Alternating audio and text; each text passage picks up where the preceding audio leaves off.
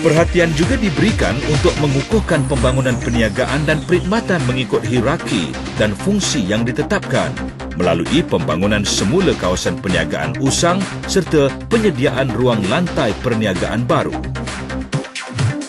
Meningkatkan penyertaan usahawan Bumiputera dalam sektor ekonomi perbandaran.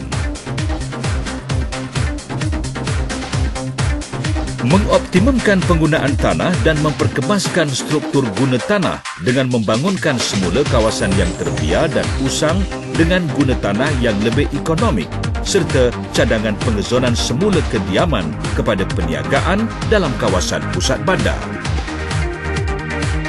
Mengintegrasikan pembangunan guna tanah dan pengangkutan seperti cadangan pembangunan berorientasikan transit di Lahad, Bandar Ipoh, IGB dan Cemor yang akan dapat menggalakkan pembangunan berdensiti tinggi dan padat di sekitar pusat transit ini untuk menyokong sistem pengangkutan awam. Pengurusan kualiti alam sekitar bersepadu yang antara lain melibatkan peningkatan kualiti air Sungai Kinta, Sungai Pari dan Sungai Pinji dan usaha mencapai tahap pelepasan sisa kumbahan sifar melalui proses pengitaran semula. Penyediaan zon penampan yang mencukupi di antara kawasan perindustrian dan perumahan bagi mengawal kualiti udara dan pencemaran bunyi ke arah meningkatkan tahap kesihatan dan keselamatan penduduk. Usaha pengekalan, pemeliharaan dan pemuliharaan kawasan sensitif alam sekitar juga dicadangkan untuk menjaga sumber semula jadi yang tidak ternilai seperti Bukit Batu Kapur, kawasan hutan simpan kekal dan melindungi dari risiko bencana. Imej dan reka bentuk bandar pula akan dikukuhkan bagi mewujudkan sense of place melalui cadangan pembangunan zon sejarah pusat warisan seni kolonial, pusat seni dan budaya, pembangunan zon gerbang seni bena warisan Melayu dan asli Perak serta zon warisan pesisiran Sungai Kinta.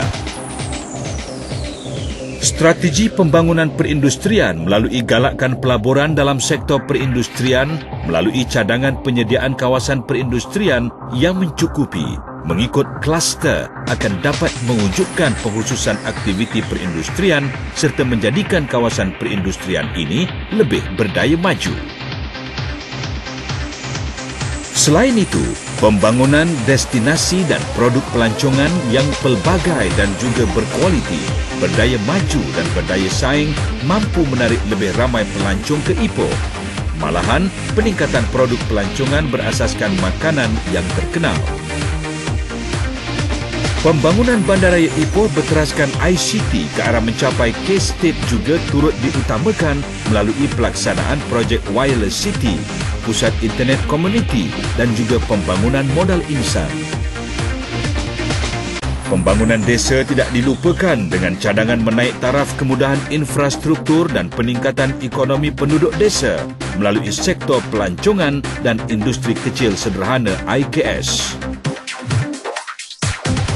Bagi meningkatkan tahap pengurusan lalu lintas dan kemudah sampaian, dicadangkan pembinaan jalan baru dan dinaik taraf, selain pembinaan jalan lingkaran dalam dan tengah bagi menyuraikan lalu lintas di pusat bandar ke luar pusat bandar meningkatkan tahap kemudah sampaian.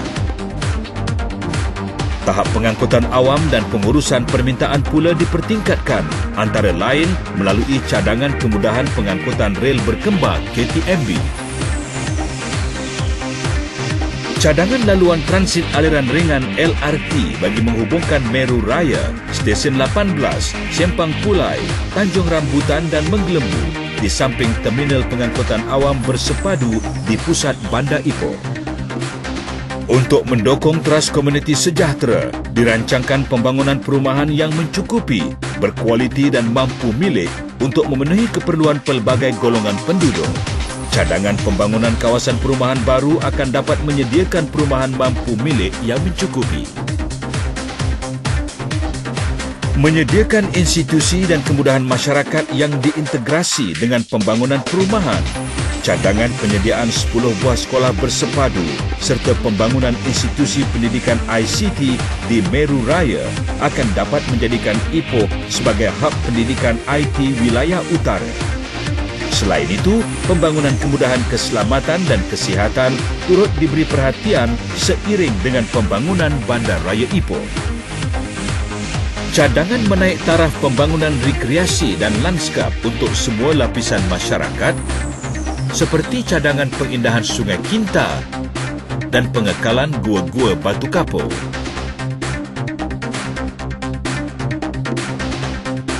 Melaksanakan program pengurusan air larian dan penyelenggaraan sistem perparetan secara mampan melalui cadangan pembangunan sistem saliran bandar bersepadu. Menguruskan sistem pembuangan sisa pepejal dan sistem pembetungan yang mampu terus berkembang.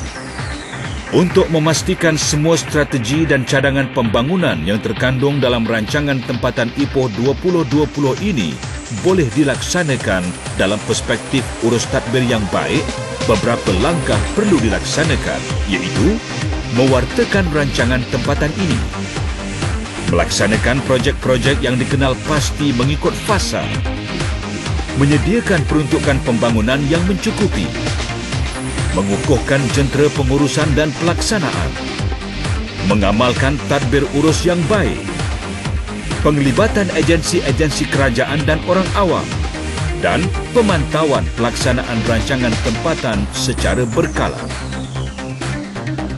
Auzubillahiminasyaitanirrajim. Bismillahirrahmanirrahim. Assalamualaikum warahmatullahi wabarakatuh. Salam sejahtera, salam satu Malaysia, salam Ika Malaysia, salam Ora Malaysia. Penyertaan awam kali ini membuka peluang kepada semua penduduk, khususnya di Ipoh, badan bukan kerajaan, pihak swasta dan juga agensi kerajaan untuk meneliti perancangan masa hadapan kawasan Bandar Ipoh. Ia merupakan saluran bagi anda mengukakan pandangan, cadangan atau bantahan dari perspektif kepentingan individu atau badan yang diwakili. Rancangan tempatan Ipoh 2020 adalah milik semua. Gunalah hak anda sebagai rakan pembangunan kerajaan untuk menentukan masa depan pembangunan di kawasan ini. Bersama-samalah kita turut serta dalam proses penyertaan awam ini agar pandangan dan cadangan anda dapat diambil kira dalam pembangunan masa depan Bandar Ipoh. Harapan saya, rancangan tempatan Ipoh 2020 yang akan diwartakan kelak dapat memenuhi keperluan dan kehendak penduduk, aspirasi setiawawasan negeri Perak dan negara Malaysia amnya. Sekian, terima kasih.